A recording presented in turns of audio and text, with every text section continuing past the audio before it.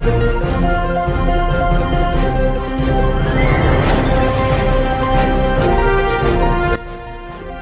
દર્શક મિત્રો, મિસ્ટર ગુજરાત ન્યૂઝમાં આપનું સ્વાગત છે।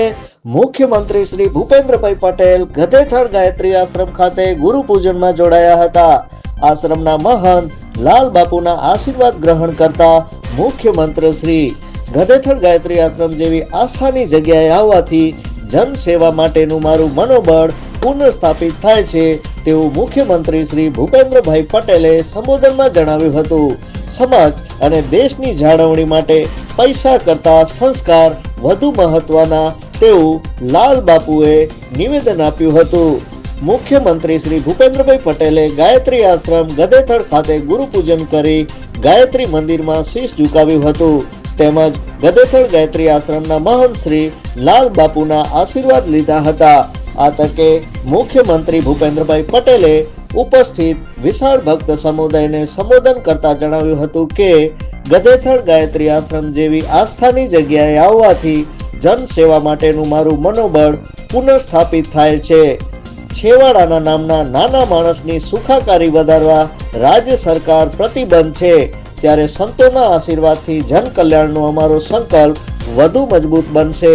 મુખ્યમંત્રીએ વધુમાં જણાવ્યું હતું કે પૂજ્ય લાલ બાપુ સમા ગુરુવયના માગસર પૂર્ણિમાના દિવસે આશીર્વાદ મેળવવાનો અવસર પ્રાપ્ત થયો છે એ મારા મનને ખૂબ મહત્વનું છે। ગુરુના આશીર્વાદ મેળવવા એ ભાવ ખૂબ જ મહત્વનો હોય છે।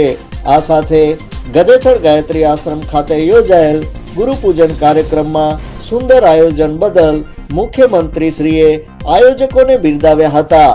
આ તકે આશ્રમના મહંત શ્રી લાલ બાપુએ જણાવ્યું હતું કે સમાજ અને દેશની જાળવણી માટે પૈસા કરતા સંસ્કારનું મહત્વ ખૂબ વધુ હોય છે।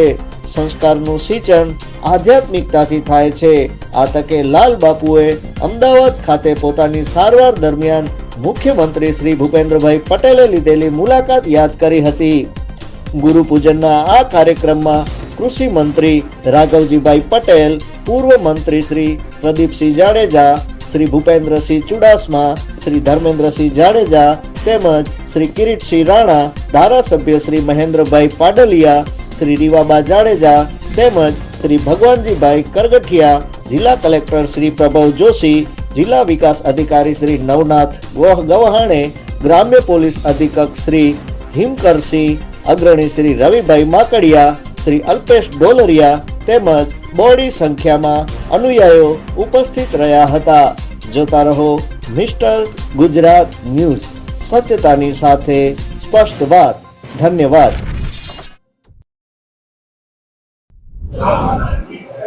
સૌપ્રથમ તો આપ સર્વેને મારા જય માતાજી। આજરોજ માગસર સુદ પૂનમ અને ગુરુ દત્તાત્રેય ભગવાનની જન્મ જયંતિ નિમિત્તે ગધેથડ ગાયત્રી આશ્રમ ખાતે ગુરુ પૂજન અને ગુરુ પૂર્ણિમા મહોત્સવનું આયોજન કરવામાં આવેલું છે। આદરણીય પૂજ્ય પરમ પૂજ્ય લાલ બાપુના માધ્યમથી આ સમગ્ર આયોજન છે એ આકાર લઈ રહ્યું છે। આપ જોઈ રહ્યા છો કે અત્યારે લગભગ ગધેથડ અને આસપાસના જિલ્લાના 116 ગામોને ધુમાડાબંધ જમણવાર ફક્ત માનવ સેવા નહીં પરંતુ મૂંગા અબોલ પશુ છે એમની સેવા અર્થે પણ આજરોજ આશ્રમના માધ્યમથી ગાયોને લીણની વાત આવે કે પછી મૂંગા જેટલા પણ અબોલ પશુ પક્ષીઓ છે એમના માટે એમના ચારાની વાત આવે તો એની સંપૂર્ણ વ્યવસ્થા માનવ સેવાની સાથે સાથે પશુ વ્યવસ્થા અને ગૌ માતાની સેવા એ આખા સમગ્ર આયોજનને આજે આખરી ઓપ આપી અને આજના દિવસે ઉજવણી કરવામાં આવેલી છે। લગભગ 1100 કરતાં વધારે અહીંથી આ આશ્રમના માધ્યમથી આશ્રમના આંગણમાં પૂજા પણ અહીંથી કરવામાં આવેલી છે। અને આજના આ દિવસે સૌપ્રથમ તો ગુરુ દત્તાત્રેય ભગવાનની જન્મ જયંતિની આપ સૌ નગરજનોને ખૂબ ખૂબ હૃદયપૂર્વકની શુભકામનાઓ આપું છું। ગાયત્રી આશ્રમ અને આદરણીય પરમ પૂજ્ય શ્રી લાલ બાપુજીના આશીર્વાદ આપણા બધાની ઉપર બની રહે અને એમની જે ઉપાસના છે ગાયત્રી માતાની ઉપાસના છે, એમણે જે 21 વર્ષ સુધી સતત તપ કર્યું છે અને આજે જ્યારે આપણા બધાની વચ્ચે ઉપસ્થિત થઈ અને માનવ સેવાનું પ્રભુ સેવાની સાથે સાથે માનવ સેવા અને જીવ સેવાનું જે આગવું ઉદાહરણ એમના દ્વારા પ્રસ્તુત કરવામાં આવ્યું છે તો એમની પ્રેરણા લે એમના આશીર્વાદથી આજે સંપૂર્ણ કાર્ય છે એ આ ગધેથડ ખાતે અહીં સરસ રીતે ઉજવવામાં આવ્યું છે। મને પણ આજના દિવસે આ અવસરમાં આ ઉત્સવમાં સંમિલિત થવાનું જે તક મળી છે એ બદલ હું ખૂબ ખૂબ આભાર વ્યક્ત કરું છું અને ધન્યતાની લાગણી અનુભવું છું। Thank you.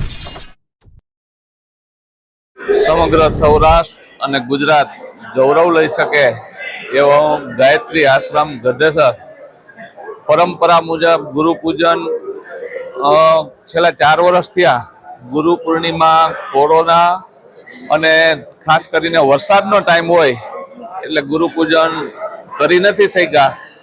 ગુરુ પૂર્ણિમા નિમિત્તે ખાસ કરીને આજે ગુરુદત્ત જયંતિ નિમિત્તે આપ જોઈ શકો છો કે 100 થી વધુ ગામ દ્વારે બંધ પૂજ્ય લાલ બાપુના પરિસરમાં આજે 1 લાખથી વધારે માણસો અહીંયા પ્રસાદી પણ લેશે. રાજ્યના મુખ્યમંત્રી પણ આવવાના છે અને લાલ બાપુ આપણે જોયું હશે સમગ્ર ગુજરાતના દરેક સમાજ ગૌરવ લઈ શકે કે આ આશ્રમમાં બેંકનું પણ ખાતું નથી, કોઈ 4 વ્હીલ નથી, કોઈ ટીવી નથી, કોઈ ટેલિફોન નથી, કોઈ છાપરા નથી.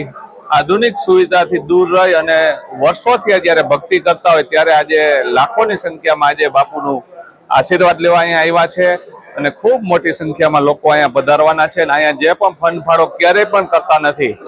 જે પણ ફંડ થાય એનું પણ ગાયો માટે, ચબૂતરો માટે, અહીંયા બાજુમાં મોટી નદી છે, ડેમ છે વેણુ નદી, ત્યાં માછલીને પણ ગુંદી જેવા પ્રસાદ આજે મનુષ્યની સાથે સાથે ગાયોનો ઘાસચારો, પક્ષીને અને માછલીને પણ મોટા પાયે આજે લાખોની સંખ્યામાં અહીંયા પ્રસાદી રૂપે ત્યારે આપવાનું છે. ત્યારે પૂજ્ય લાલબાપુ, રાજુ ભગત, ડોલુ ભગત એના ચરણોમાં હું પ્રાર્થના કરું અને સૌરાષ્ટ્રનું એક હંમેશા ધાર્મિક સ્થળ છે, ભૌતિક સુવિધાથી અલગ અને ધાર્મિકનું વાતાવરણ અહીંયા આપણે જોવા મળે એવા આશ્રમમાં આપણે બધા ભેગા થયા છે. ત્યારે બાપુના ચરણોમાં વંદન કરું છું.